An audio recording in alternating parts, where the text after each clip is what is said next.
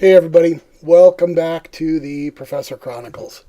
So as you can probably tell from this week's background image, our topic is money, specifically money in education. We're going to file this one under advice for students, but professors, you may want to give this one a listen as well. So money in education, specifically money in grades. As you've probably figured out from previous videos, I'm in a bit of a supervisory role. I supervise a number of faculty members, and I teach.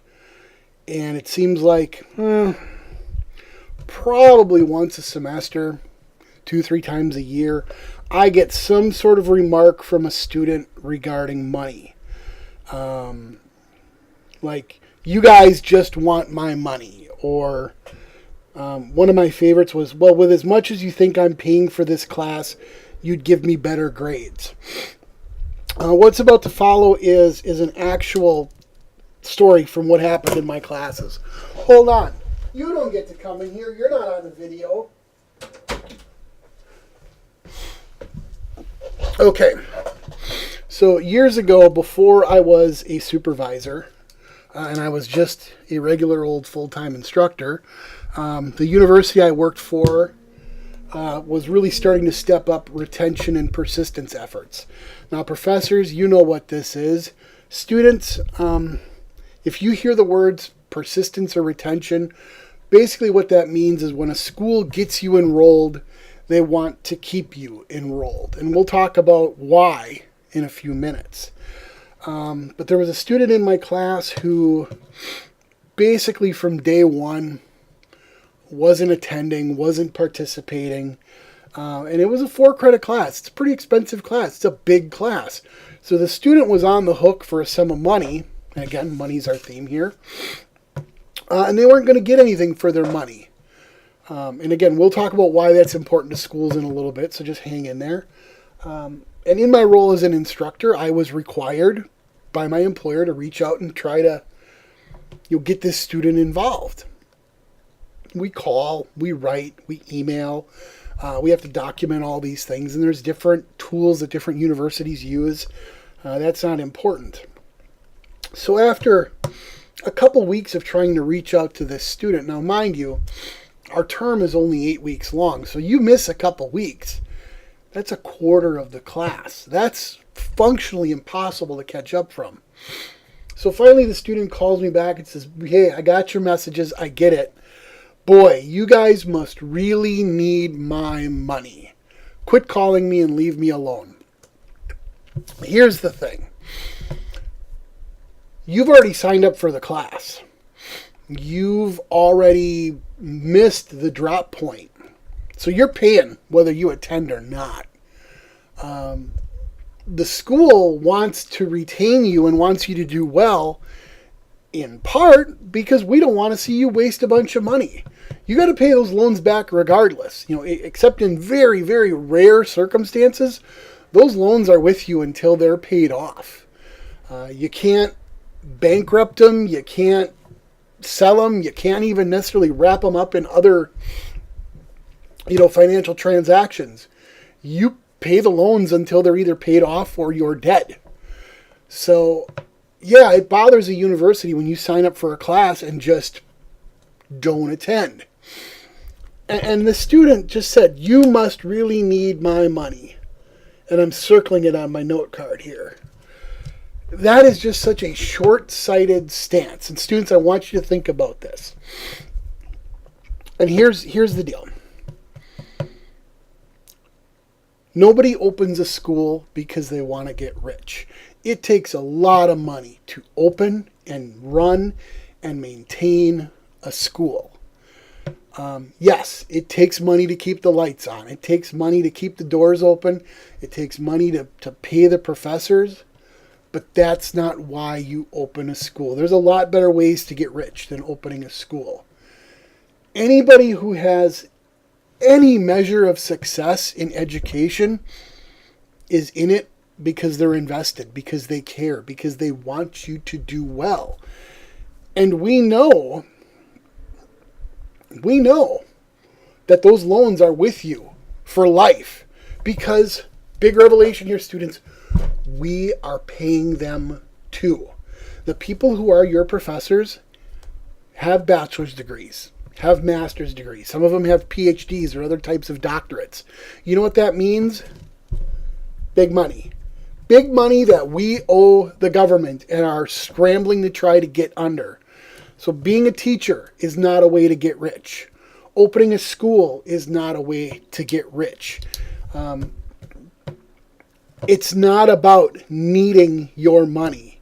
You're paying that loan regardless. We want you to get something out of it. And there's a complicated structure. Yes, the government does have oversight, and they want to see that universities are actually graduating students, not just taking money. So there are standards that different types of universities have to meet in terms of actually graduating and employing students. There are standards out there regarding how much money students borrow versus the cost of the degree. For example, if it's a 4-year degree, you can't necessarily go to school for 10 years to get that 4-year degree and have 10 years worth of loans. That's insufficient academic progress, and the university will shut that down because it's undue financial harm on you, the student. So basically, we want you to get out. I know there's a big revelation here. Hold on. We want you to get out with the least debt possible. That's why universities employ people who are in charge of loans and grants and scholarships. We want you to get out of school without a mountain of debt. And I don't think that's a revolutionary idea. So when you come along and say, boy, you must really need my money, or something similar. No. We want you to get out paying as little as possible. God's honest truth. Every university that's worth going to, and it doesn't matter if it's a career college, a tech school, a state school, a private school, if you're pursuing a certificate, a diploma, an associate's degree, a bachelor's degree, a PhD, master's, whatever, any school worth going to wants you to get out for as little money as possible. So when you say some ignorant stuff like, boy, you guys must really need my money, what it really is a reflection on your place as the student. What you're really saying is, and I'm dead serious here, you don't care about the money you're spending. And this is something I want you to think about, because I see it all the time where students fail a class and say, no big deal. I'll borrow another round of money and take it again. So do you really want to pay 3 and 4 times for your class? Here's a tasty beverage, a Dr. Pepper. And let's say I got this from a soda machine for $1. But the can comes out and it's empty. I get nothing from it. Or I put my $1 in and just walk away and leave the soda behind. I've spent the $1 and I still don't have a tasty beverage. Well, then are you just going to put another $1 in and let it sit? And put another $1 in and let it sit? No. You put $1 in, you want your tasty beverage. The machine, the owner of the machine, wants you to get your tasty beverage. That's how universities work. You sign up for classes, you put your money in. We want you to get credits and knowledge and experience and progress towards a degree, progress towards being employable, yes, progress towards paying those loans off. But as I said earlier, universities are not in the business of just taking your money.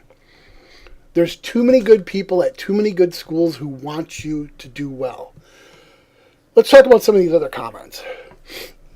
One that I hear probably once a year is, well, you think with as much as I pay, you would give me a better grade. Money is not tied to grades. You're going to hear this from other people. Hopefully you hear it from your professors at your schools. Grades are earned, not given. Professors can only grade work that we actually receive. We can only give points for work that's actually done and things that we see. We do not give you grades.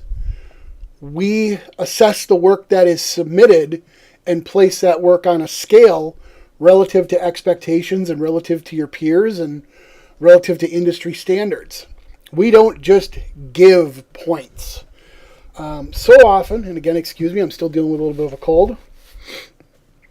So often we hear, well, I'm just a few points short. Can't you just give me the points? No. And you guys have heard me talk about this in previous videos, where we look at all the times and places where you shot yourself in the foot during your term. And sure, it might be easy to wrinkle our eyes and find an extra 10 points to give you so you can pass the class, but it's not going to change the fact that you skipped class, didn't do work, blew through exams in 5 minutes. See, what you're paying for, and these are all things I wish someone would have told me when I was in school. Well, you're not paying for credits or for grades. You are paying for information and opportunity. When you buy a book, the words are there regardless. It's up to you to read the darn thing. And whether that's textbook or Harry Potter, when you buy a book, you are paying for the opportunity. When you buy a video game, you are paying for the opportunity to play it. You are paying for access to the code that's on that disc or in that download.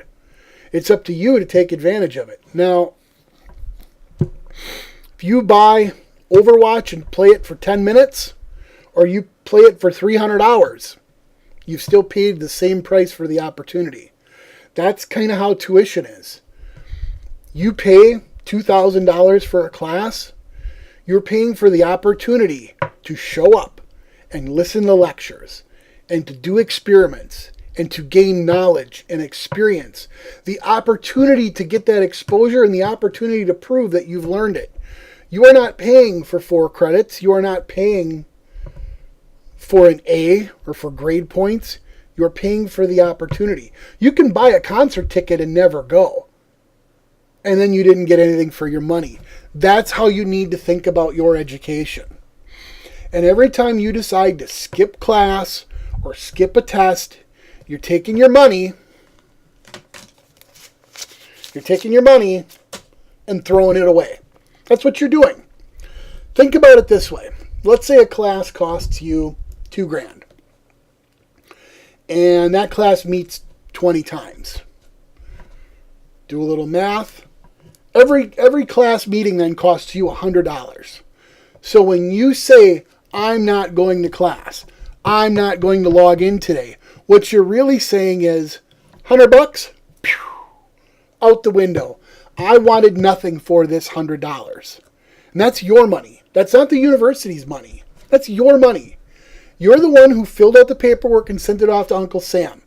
You're the one who signed that loan check.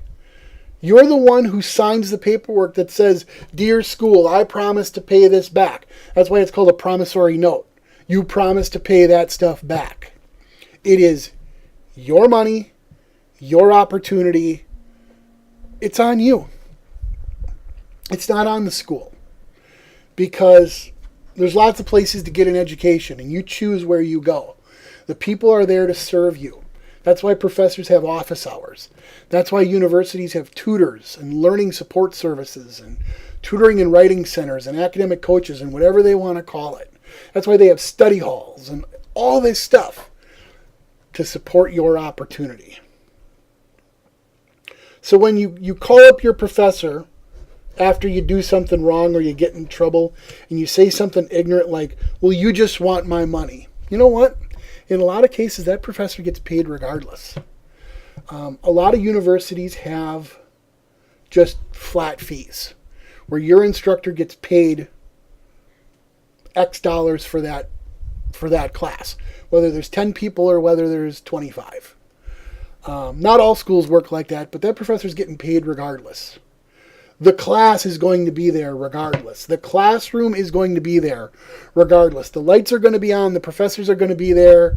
The heat and air conditioning are going to run regardless of whether you're there or not. And the honest to God truth is, in a lot of cases, there's somebody else who could use that spot. There's a lot of schools that have enrollment caps or section caps where, our sections only run if they're this big but not bigger than this. So whether there's 10 students there or 25, that class is going to run. So you don't have to be there. It's all about you and your choice. So when you say, you just want my money, no. They could find somebody else to take that spot in a lot of cases. Or with what I pay, you would give me better grades. No.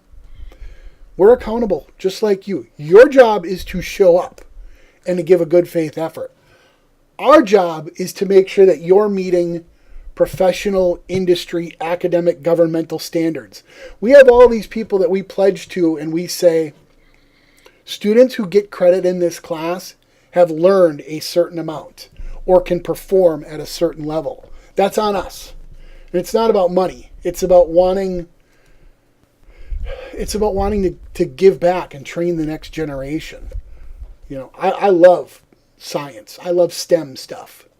That's why I teach in that area, because I dig it. And I want other people to dig it too. There's other ways that I could, make money. Teaching was not my first career. I moved into teaching from another field. I did it because I enjoyed it. So again, no matter what type of school, no matter what program, you are not paying for grades. You are paying for opportunity. And teachers, I'm going to turn this around on you. If you're just there to cash a check, your students are going to know. And there are undoubtedly people there to cash a check. I've had people who've worked for me who were clearly just there to cash a check. They didn't last long. You're there to do more than just the bare minimum. So I'm telling you honestly, if you are there to just do the bare minimum, your chair, your director, your dean will figure that out, and it's probably not going to go well for you. Students, if your instructor is clearly just there for a check, I apologize. They are in the minority. Most of us are not there for that reason. And if they're not there for your success, you really have every right to request a different instructor, someone who's more invested in you. But that being said, we are not there to just give you grades for money. We do not sell grades. When I was coming up, everybody knew about, I was big into martial arts in my teen and 20s. And everybody knew about the school in town where you could just show up, cut a check for a couple grand and get a black belt. That's not how this works. And there are schools out there where you can just pay for a diploma. That's not a real school, and they get caught. You'll get found out. We'll find out you don't actually have a real degree, and it causes problems for you. You hear about it all the time. You're there to invest. You're there for opportunity. So no, you don't just pay for a grade. No, the instructor doesn't need your money. They need the opportunity to teach because they really enjoy it. You're not paying for grades. We don't just want your money. I keep repeating it because I hear it over and over again. So yeah, when something goes wrong, when your instructor contacts you and says, "Hey, Susie student, I know you. I noticed you haven't been in class for a couple weeks." Don't fire back. That's just ignorant. That's putting up that wall that we talked about. It's cutting you off from help. So if there's something you need, if there's a problem, talk to your instructor. Give them the chance to help you. Get what you're paying for. You're not just, getting credits. You're getting assistance and mentoring and teaching and learning, and get the full breadth of what you're paying for. You're not just putting that money into the soda machine and walking away. And this is a hard topic, but I welcome your questions. If you see this and you have questions about money and education, give me questions. Maybe we'll do a follow-up video. But I'm begging you, don't say ignorant stuff like you guys are just in it for the money, because that's not the case. So yeah, that concludes this bit of a downer of a topic. But more to come this week. I've got a advice for teachers coming up. And then I'm still working on story time. If there's things you want to hear, let me know in the comments.